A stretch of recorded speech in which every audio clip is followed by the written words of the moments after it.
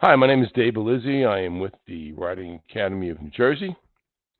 This video clip is going to be about how to avoid an intersection crash. Before we talk about that, let's cover vision. We have two types of vision. We have something called central or direct vision, which is that part of our vision where we recognize things clearly. We also have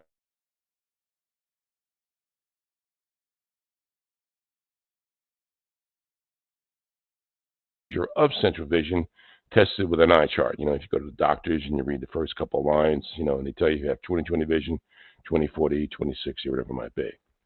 Let's talk about the central vision first. Now, you're using your central vision now by looking at this slide. Now, as mentioned in the MSF e-course, our central vision is only a 3-degree cone. I'll give you an example. It's actually that red dot below. And our central vision is a 3-degree white area directly in front of us if we're looking straight ahead. And our central vision only allows us to clearly see something if we're looking directly at it. Now, you're going to see how this applies to intersection crashes a little bit later. Why is this important to us? It's important because humans mainly see and only pay attention to what's directly in front of their view. So what does this mean for motorcyclists? Well, for motorcyclists, us, it means we're not going to clearly notice hazards and traps until when? Until they almost are directly in front of our view. So what does this mean for motorists? Well, they aren't going to notice us, motorcyclists, until when? Until we are almost directly in front of their view. So this is a key message here because May is Motorcycle Awareness Month, and you see a lot of campaigns. Look for motorcycles, watch for motorcycles.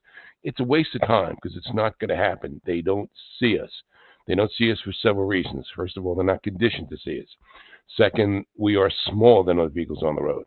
Third, we're not as wide as other vehicles on the road. So it's basically almost impossible to see us unless they are conditioned to look for us. Now, in the foreign countries, motorcycling is a very popular means of transportation. They're all over the place. So the motorists are conditioned to look for motorcycles.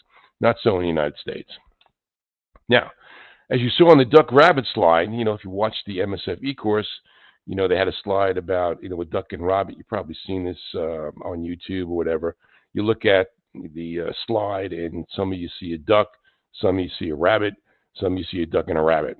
Well, the reason for that slide that we do in the MSF e-course is to point out that our brain directs our eyes what to look for, and it's based on conditioning. Now, in that slide, if you saw the duck first, well, maybe you're conditioned to see the ducks first because maybe you like ducks, or you used to feed ducks as a kid, or maybe if you saw the rabbit first, maybe you like rabbits, or you're a Bugs Bunny fan. It's based on our conditioning and our past experiences. Now, if something is not in our central vision, we usually don't pay that much attention to it, especially when we're driving or riding. Now, if you take the basic course with us, we kind of do a central vision experiment, which was kind of eye-opening. And if you took the MSF e-course, there's a thumb activity which kind of points out the central vision concept. Now, let's see how good your peripheral vision is. Now, look directly at the slide with your central vision. Now, without turning your head and moving your eyes, what do you see to your left and right? Now, why do motorcyclists have to spot hazards and potential hazards, traps, and escape paths early? Well, we're more vulnerable. We don't have the same protection around us as a car. So what we notice in our peripheral vision, which is the sides, and what we notice in our peripheral vision is kind of blurred, isn't it? Because in our peripheral vision, we kind of notice something there, but we don't clearly see what it is. For example, I'm looking directly at this slide, and to my right of my desk is a bookcase. To my left of my desk is my printer, but I don't clearly see the bookcase and I don't clearly see the printer. If I want to clearly see the bookcase, I have to turn my head to the right and look directly at it. Same thing with the printer. If I want to clearly see the printer, I have to turn my head to the left and look at the printer to clearly see it. So again, we don't clearly see what's in our peripheral vision. Right? So what we notice in our peripheral vision, we must put in our central vision quickly so we can determine if it's a hazard or potential hazard. How do we do that? Well, we have a concept called quarterback eyes. If you took the MSF e-course, there was the ZZ sheet. which kind of like trains you to look in a Z pattern. We kind of nicknamed it or coined it quarterback eyes. What's a good quarterback do when he drops back to pass? The good ones. The good ones. When they're dropping back to pass, what are they looking for? Well, obviously, they're looking for an open receiver, correct. But they're also looking to see where the defenders are so they don't intercept the pass. And they're also kind of looking at where the linemen are so they don't get tackled. So you want those good quarterback eyes. So the good quarterback, they're moving their eyes back and forth, up and down frequently so they don't get tackled or intercepted. So while you're riding or driving, and this is a concept you can do both while you're driving and riding, keep your eyes moving frequently in that Z scanning pattern to see far and near and side to side to search for and spot hazards, potential hazards, traps, and potential traps. And once they're spotted, focus on them with your central vision to evaluate the situation and execute a decision if you need to avoid it. Basically, there's only three things that we can do to avoid execute a decision here. We can adjust our speed, we can adjust our position, and communicate. And again, those were talked about in the basic e-course. Again, many crashes could have been avoided, research indicates, if the driver or rider was aware of the hazard only 3/4 of a second sooner. That's for the National Highway Traffic Safety Association. And this kind of goes back to react and respond. In the basic e-course, we use these two words, react and respond. Well, what's the difference between the two? Well, react is when you got to do something suddenly. And in our case, as motorcyclists, we may have to brake or swerve to avoid a hazard. Respond means we got a little bit more time to do something. We got more time in advance. So if we're using our quarterback eyes and we're scanning 4 seconds down the road, 12 seconds around, or as far down the road as we can, and we see something, we got a little bit more time to respond so we can calmly do something to avoid that hazard. We don't have to react quickly here. And which of the two do you prefer? Well, obviously it's going to be respond. And what's going to help us to respond instead of react? Again, those good quarterback eyes, scanning 12 seconds down the road or further than 12 seconds around, moving those eyes frequently. Right? Now, sports vision specialists have recognized that superior visual skills correlate with superior performance. And here's a little picture there of Peyton Manning, who was a pretty good quarterback.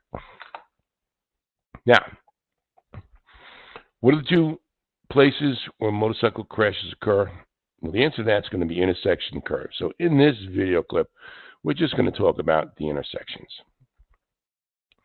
Now, intersections is the number one place where multi-vehicle motorcycle crashes occur. Actually, intersection is the number one place where all multi-vehicle crashes occur, whether it's car, truck, whatever, it happens to be like that. So here's your various types of intersections. I'm sure you're all aware of them. Now, any place where two vehicles can cross, pass, or intersect, you have an intersection. This goes back to geometry. Now, these crashes and intersections, the vast majority of these crashes is a result of motorists violating the motorcycles right away. But most people don't know the traffic laws. They don't know the right-of-way traffic laws, when to yield in certain situations. And they do these things because, well, a lot of different reasons. They don't see us, or maybe if they do see us, they can't judge our approach speed because we look like a pencil coming down the road, or maybe they're not paying attention. Driver inattention is one of the major causes of crashes now. Maybe they're on their cell phone, maybe they're making a cell phone call, or maybe they're texting someone, or maybe they're scrolling through their social media feed because they got to know what's going on, or they're playing with the GPS or whatever, the radio, whatever it might be. Or maybe they're just in a hurry, or again, maybe they just don't know the traffic laws, or maybe they're choosing not to obey a traffic law. So how can we prevent crashes and intersections? Well, we have some ideas what we're going to throw out here. And again, we mentioned a lot of them in the MSF e-course. So we're going to kind of add to the list here. So you want to be aware of where they are. Again, you want to search for traffic lights, because what's going to happen? If you're scanning 12 seconds down the road and you see a traffic light, well, you know an intersection's coming up. Look for those road signs, the yellow ones especially. Yellow road signs are called warning signs because the Department of Transportation is warning you that a hazard is coming up, so you got some time to prepare. The road markings, whether it's a left turn arrow or a right turn arrow, whatever it might be. And also the brakes in the center line. You ever see a double yellow line and then there's a gap, and the double yellow line continues. What does that gap mean? Well, that gap means there's a side street there, so you may not have been aware of that. Try to be as much visible as possible, maybe bright clothing, maybe add lights to each side of your headlight. I really like that because it makes the motorcycle look wider because you have the headlight, and there's usually two lights, one light on each side of that headlight there. Modulating headlight, very popular in the European countries. It modulates the headlight from high beam to low beam very quickly. You kind of look like a UFO coming down the road there. They also have modulating tail lights that when you apply the brake light pulsates. They also have bulbs which you can put in there with the bulb pulsates. They're really, really good because you're attracting the eye of the driver, whether the driver be in front of you with the modulating headlight or the driver behind you with the modulating pulsating brake light. And again, lane position, where you position yourself in the lane, will help you to prevent crashes. It'll help you to see better, and it will help others to see you better. It helps you to be seen and be seen. Cover it up. Doesn't mean close your eyes. Cover up. You probably do this in your car maybe when it's really bad weather, especially snowing. You kind of have your foot over or on the brake pedal. They call that covering up. And it's the same thing, concept applies also in the motorcycle. So if you want to cover up, you kind of cover your clutch lever. You have your hands over your front brake lever, and you got to kind of your foot on or over your rear brake pedal. We call that covering up. So you want to cover up when you're approaching what we call a hot intersection.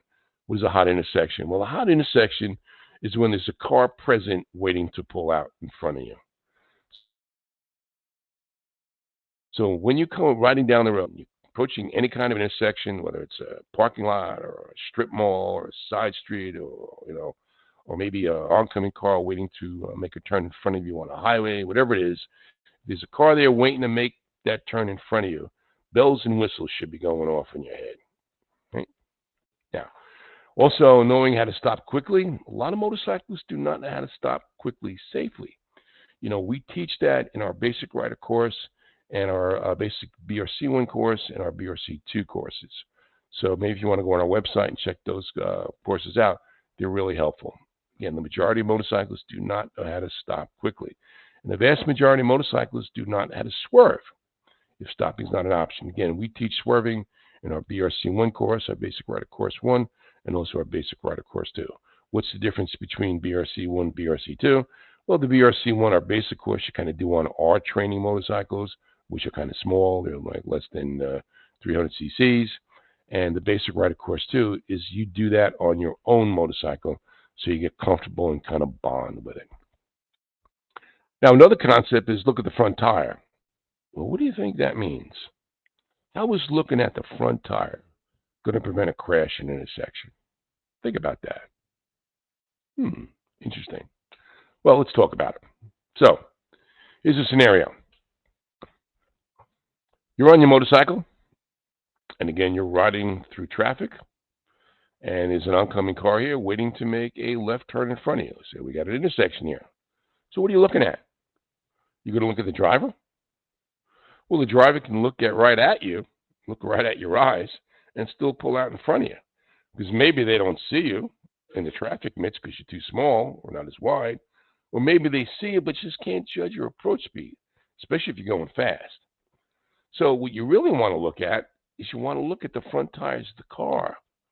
Are those tires starting to turn? Are those tires starting to move?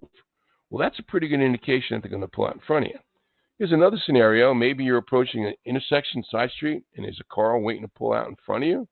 Again, what are you looking at? You want to be looking at the front tires. Because if those tires start to slow down, maybe they're going to stop for that stop sign. But if those tires start to pick up a little speed, you're probably going to blow through that stop sign. All right, so always look at the front tires. They never lie there. We kind of came up with a saying, wheels rolling, they're going. Now, here's a bunch of intersection road signs. We have more road signs on our website under the Riding Tips page. These road signs are your best friend. Know what they mean, especially with calling in shape. I used to teach a defensive driving course for the National Safety Council. I used to give a handout of about 35 traffic signs. Most people didn't know more than 5 of them. It's kind of scary. Some intersection tips. You don't want to run a red light. It's illegal and unsafe. You may do that in your car. Don't do it on a motorcycle because you don't have any protection. You also don't want to run a yellow light. A yellow light, some people, what do you think a yellow light means? A lot of people think a yellow light means slow down, be prepared to stop. A yellow light means stop, unless you're too close to the intersection where you can't stop safely. You can actually get a ticket for running a yellow light. Green light, we all know what green light means go, but only if the intersection is clear. So if you got a green light and there's cars in the intersection, by law, you're supposed to wait till the intersection clears before you go. But people are patient or impatient, and they're going to try to ride or drive around the cars. No, you're supposed to wait until the intersection clears out. Stop sign, we can do the stop sign. Well, roll through it. You're probably doing your car.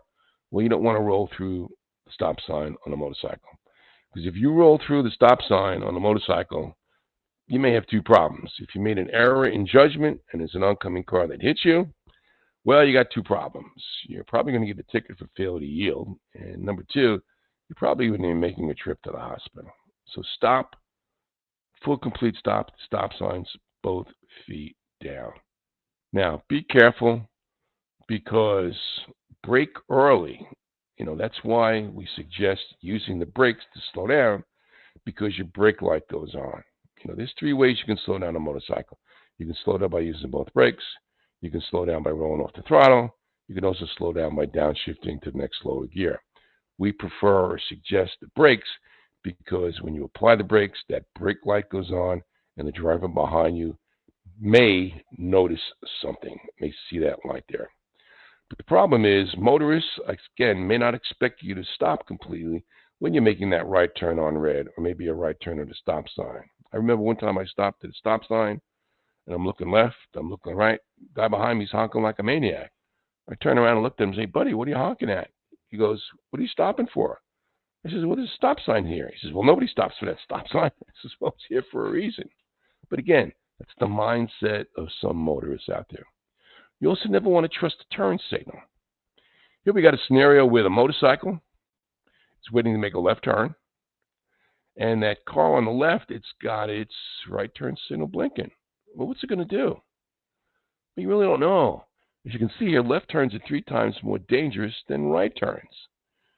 Well, is that car going to make the right turn? Is it going to go straight? You just don't know. So stay put until this car commits to the turn. What does that mean? Well, wait till it starts slowing down, or wait till that front tire or the front tires start turning. Wait till they commit to that turn. Because if you pull out and that car goes straight, again, it's going to hurt. And you may be making a trip to the the ambulance may come and you may be making a trip to the hospital. Delayed acceleration technique. This is usually for red lights. Most of the red lights in the timer machine is set for about 60 seconds, but you may be at a red light where it's timed for 2 minutes. And maybe you're running late. You're running late for an appointment, a meeting, whatever it might be. And all of a sudden now you're at this red light. And you're waiting. And you're waiting. 40 seconds go by. 60 seconds go by. A minute and a half. So now you're really getting frustrated. Now you're really running late. Oh, my God. You're cursing and yelling. You're screaming. Now all of a sudden, that light turns green. What are you going to do? Are you going to gun it to make up time because you're really behind? You don't want to do that on a motorcycle because I'm sure you've seen those videos on YouTube where cars just run that red light and it happens. And again, if you're on a motorcycle, you get no protection. You don't have the cage around you. You don't have that plastic or whatever it is now these days, or the metal. You don't have the airbag, and you don't have the seatbelt. There's no protection. So you want to be careful at intersections. They're the number one place where multi-vehicle crashes occur. And again, watch out for those hot intersections. So be prepared because it's up to you to avoid the crash. And one of my partners in traffic safety, this is Smokey the Bear. Only you can prevent these crashes. You want to be proactive. I'm going to show you a video clip of a common motorcycle crash. Let me cue it up. All right, here we go. Watch.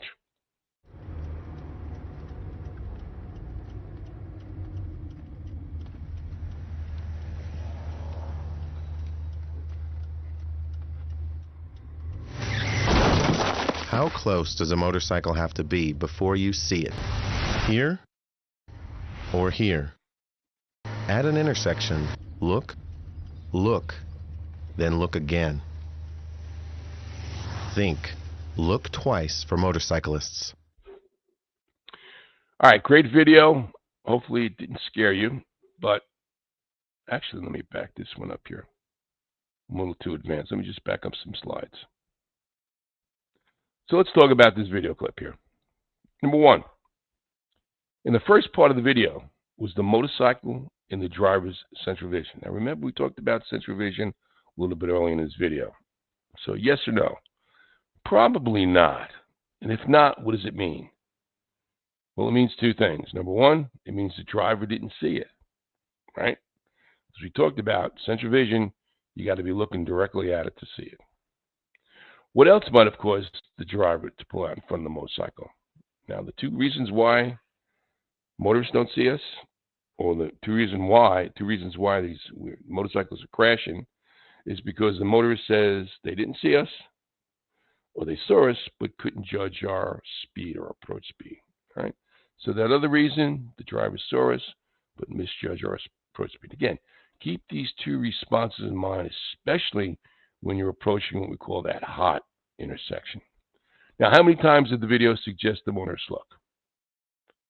The answer is 3. But is that really going to happen in the real world? As I said before, how many times you see a motorist making a turn while they're on the cell phone, while they're texting, while they're scrolling through their social media feed? It's just not going to happen. So what kind of an intersection is this? Well, again, the term we use, it's the hot intersection. There's a car present waiting to pull out. Again, the bells and whistles should be going off in your head. Who's at fault on this one? Well, obviously, the ticket's going to go to the car driver for failure to yield. But who's making the trip to the hospital? Usually, the driver of the car, no injury whatsoever. But it's usually the motorcyclist who's got the issues there. All right? The motorcyclist will always lose this encounter. Now, this crash, intersection crash, is completely 100% avoidable. It shouldn't be happening, and it should not happen to any of our students. So, what could the motorcyclist have done to avoid this crash? Think about it now. Again, you want to be proactive, and our best defense against crazy motorists out there is our brains. All right, so I'm going to throw up a couple of suggestions here. You could slow down when you're approaching that hot intersection. Cover up. Okay, you're approaching that hot intersection. Cover up. Cover the clutch. Cover the front brake lever. Cover the rear brake pedal. Again, as we said before, look at the front tires. That front tire is starting to move. Maybe you want to beep the horn. Again, the horn isn't that loud on a motorcycle. Maybe you want to get an air horn. They're really good. Now they're making train horns that you can put on the motorcycle. They're really loud, which is great. How about moving around in your lane? We talked about in another video which lane you should ride in. But again, there's nothing wrong with you riding side to side, back and forth. I kind of like to say, ride like you're drunk, side to side. There's nothing illegal about it as long as you're sober. But think about this. You're riding straight down the road. That's one form of direction, one form of motion. But if you're also going side to side and forward, now you're adding two directions, two motions to what you're seeing, or what the car driver's seeing. So if the car driver looking at you, see you going forward and side to side, hey, he's going to notice you. And he's probably going to think you're drunk, so he's going to stay put. Again, being proactive here. All right. Now, these crashes occur for two reasons. Those are the reasons. 63% of the time, they're pulling out in front of you. Those are the statistics. Never assume they see you. Never assume they're going to wait. How many times, I'm riding down the road, there's a car waiting on a side street, and just about maybe a second, two before I get there, pulls out in front of me. I have to hit the brakes, and I look behind me, and there's no cars behind me for like 2 miles. The guy couldn't wait another second or two. No, everyone's in a hurry. All right, these are the things you got to deal with. And you're aware of them. You drive your car. But now if you're going to get on a motorcycle, it's a little bit different. You don't have that protection there. And again, they don't see us. So now, again, it's up to you to avoid these crashes. Again, be proactive. And as Smokey says, only you can prevent these intersection crashes. I'm going to go over another situation here. Here we have a blue car waiting to make a left turn, and you're on the motorcycle, and over here, and we got an oncoming, let's say, white convertible also waiting to make a left turn. You got a green light here, and what you're probably going to do, and you do this in your car, you're going to pass this car and go straight through an intersection, which is technically illegal unless you have a separate lane there. So if you're going to ride straight through this intersection with the green light, and 99.9% of the time you're going to do that, what can you do here to avoid a crash? Because a couple of questions you got to ask here. Number one, do you see that oncoming car? Does the oncoming car see you? Probably not, to both answers. So some of the things that you can do to avoid this crash, again, being proactive. You can move to that LP3 position all the way on the right. Kind of gives you a better angle. You can kind of see if there's a car there. Maybe that car can see you. Obviously, you're going to slow down because you've got an intersection, and you're going to cover up because you don't know if there's a car here. And you want to expect the car to be there. So if you're going to ride through this intersection and you can't see that intersection clearly, expect the car to be there. All right, this way you don't have any surprises.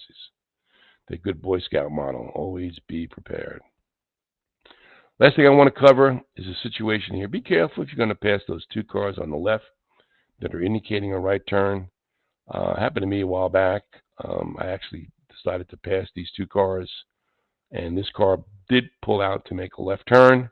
And fortunately, since I had the good quarterback eyes, I was scanning aggressively, I was able to spot that car early, and I was able to respond instead of react. All right. So thank you for watching this video. We hope we'll be able to pass some ideas on that will help you. Again, my name is Dave Bellizzi. I run the Running Academy Jersey at Montclair State University. You can go on our website, Running Academy Jersey, to check out the courses that we offer. And on our Writing Tips page, we will have this video if you want to watch it again. And you can also follow us on Facebook and Instagram. So stay well, be safe, and again, remember Smokey, only you can prevent these crashes. Take care.